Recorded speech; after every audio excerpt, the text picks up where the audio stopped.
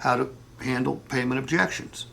And a Harley-Davidson general manager stood up and said, "Steve, I think I've got one better than anything you've showed us." And I thought to myself, impossible. But then he showed me this, and I said, possible. Okay? Because it just changes the way the payment looks. Because when the customer's done paying for it, the vehicle doesn't turn to dust, does it? There still is value. We don't know exactly what the value will be, but there's going to be value. And vehicles are depreciating at a much slower rate than they ever have in the history of the, well, since the 1950s anyway. So there is going to be value. So you divide the final number, and I normally ask the customer to do it. I used to use a lease residual book, but the book had to be this thick because it took, I had to have every make and model in there, okay, because this works on used vehicles too.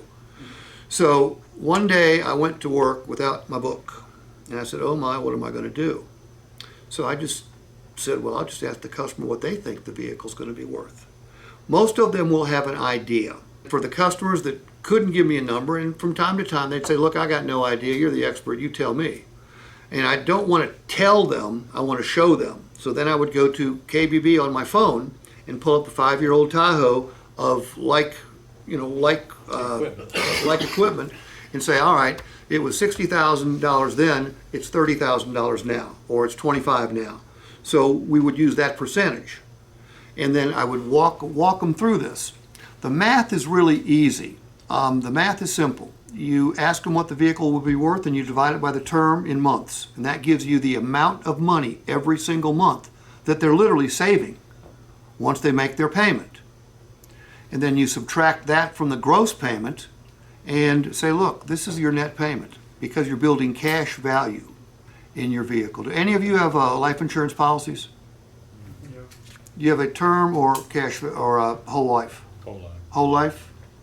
Both. Both. Every time you make a payment on your whole life policy, you're building cash value in that policy, aren't you? Okay? See, all my life insurance is term. I'll never see a penny of it. Okay? I have to be dead for it to be worth anything, and then my beneficiaries will see the money. But in your case, and in your case, your policies can be cashed in. You can borrow against those policies because you're building cash value. A customer's building cash value in their vehicle every single time they make a payment. But how many customers even think that way? And the answer is I've not found one car person in the entire country that's ever thought that way.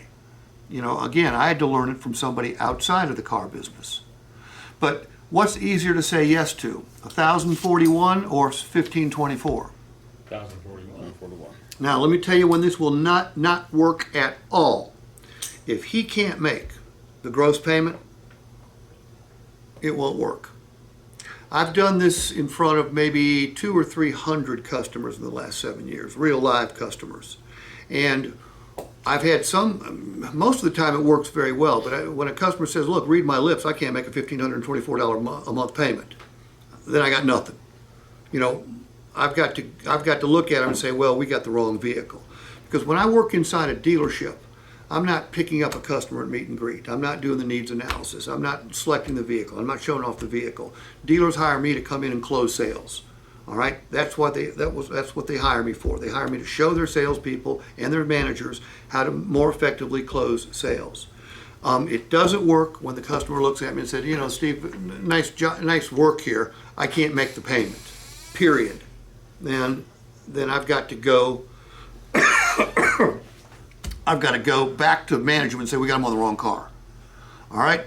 The most frequent response to this from a customer is, do that again. Do that again. Some of you have heard me tell